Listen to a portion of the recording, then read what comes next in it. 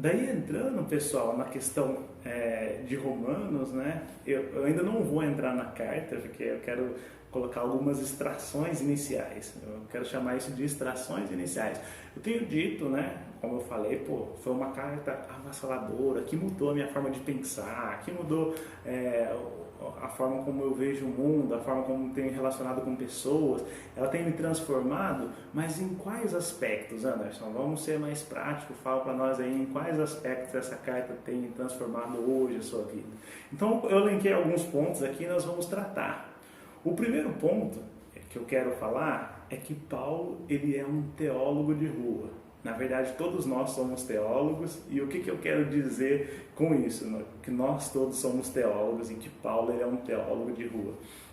Eu quero dizer que Paulo ele é um cara que está no dia a dia, né? Geralmente quando a gente imagina um teólogo, ou o que vem à mente, né, do senso comum, é imaginar um teólogo como um cara que está lá trancado no seu quarto, que é um cara que usa óculos, que está ali concentrado lendo uns livros dessa grossura aqui.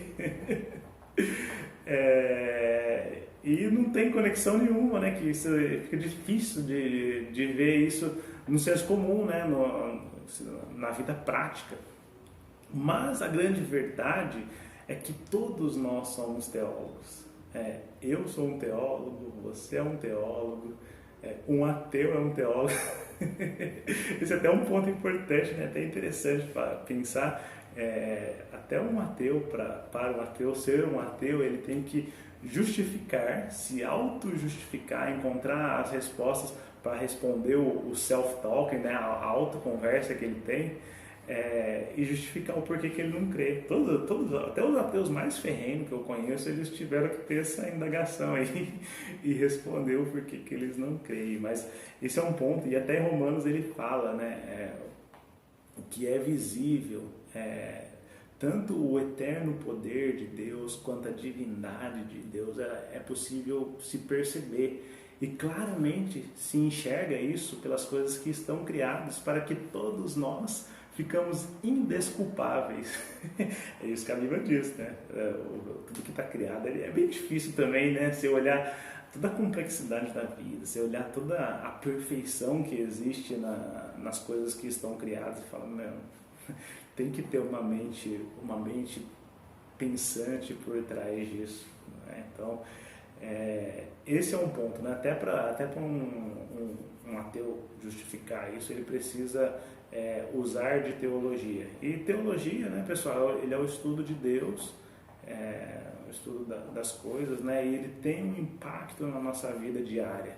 Vou citar um exemplo, por exemplo, a nossa vida financeira. Tem pessoas que são mais propensas a querer ganhar grana, a querer ganhar dinheiro, e você vai encontrar pessoas que são mais aversas, principalmente no ambiente cristão, que são aversas à questão de ganhar dinheiro, né? Acha que isso pode comprometer a sua vida futura, a sua vida eterna, isso pode fazer com que ele perca a sua vida que está por vir, se ele querer dinheiro, né?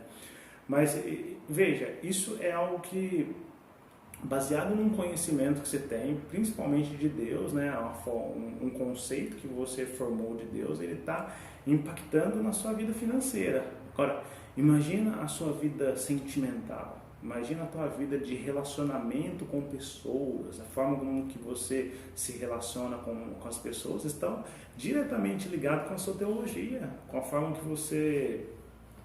você toma decisões no mundo, a forma como você trata as pessoas, a forma como que você se posiciona em determinados aspectos, está muito direcionado, muito condizente com a sua forma de fazer teologia, a concepção. Mas o que acontece?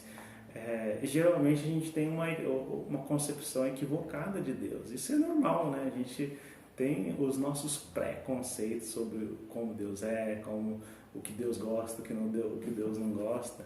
E isso, em um certo modo, ele faz com que nós nos privemos de algumas coisas. Eu, por exemplo, assim, eu lendo Romanos, eu fui começando a descobrir um Deus que é totalmente diferente do Deus que foi me ensinado para mim, né? Um Deus que eu ouvi no jargão popular, e você entrando ali na Bíblia e mergulhando ali na mensagem do Evangelho, você vai se apaixonando por um Deus, falando, mano, não tem muito a ver com o Deus que eu estava imaginando que fosse, estava pensando que Deus pensava assim, mas na verdade, lendo a Bíblia aqui eu consigo ver que a forma que Deus pensa é dessa forma, ele vai transformando. Então, e ao ler a carta, você percebe nitidamente essa teologia de rua que Paulo está lançando, porque qual que é o ponto aqui, né? O Paulo ele está com um grande desafio na mão, e qual que é o desafio de Paulo? É anunciar o evangelho a toda criatura.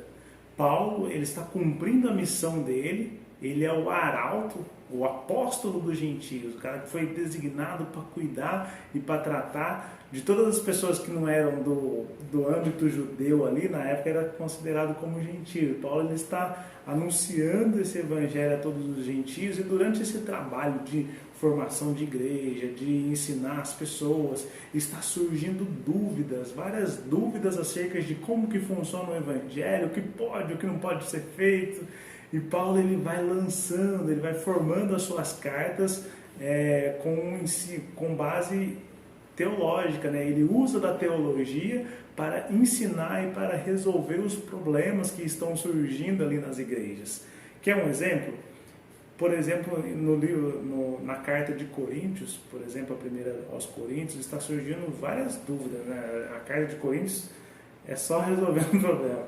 Mas um dos problemas que chama a atenção estava surgindo dúvidas sobre se Cristo tinha ressuscitado ou não. Tinha pessoas que estavam falando, não foi bem ressurreição que aconteceu, não. Os apóstolos eles meio que extrapolaram um pouco, não foi ressurreição. E Paulo ele tem que escrever a carta e ele dedica um capítulo inteiro, o capítulo 15 do 1 Coríntios é tratado para Paulo esclarecer sobre a ressurreição. Basicamente ele fala, se Cristo não ressuscitou, a nossa fé é vã. Então, ele está explicando ali, ele está usando da teologia para explicar a ressurreição, e a ressurreição é um ponto fundamental da nossa fé. O ponto que eu estou trazendo, e esse é o primeiro ponto que transformou, é que todos nós somos teólogos de rua. Então você, uma pessoa que está no dia a dia aí, batalhando, acordando de manhã, indo para o trabalho, seja qual tipo de trabalho for, você é um teólogo. Eu também sou um teólogo aqui no meu dia a dia, eu também tenho as minhas questões, as minhas indagações, e o ponto é, quanto melhor teólogo nós formos, melhor vai ser a nossa experiência cristã. Esse é o ponto, né? Teólogo, eu e você somos, não tem como escapar disso. A grande questão é se nós somos bons ou maus teólogos. E por experiência, né, por experiência própria, o que eu tenho percebido, a minha opinião, é que quanto melhor teólogos nós formos, quanto mais próximo do Evangelho nós estivermos, melhor teólogos seremos e melhor vai ser a nossa experiência cristã.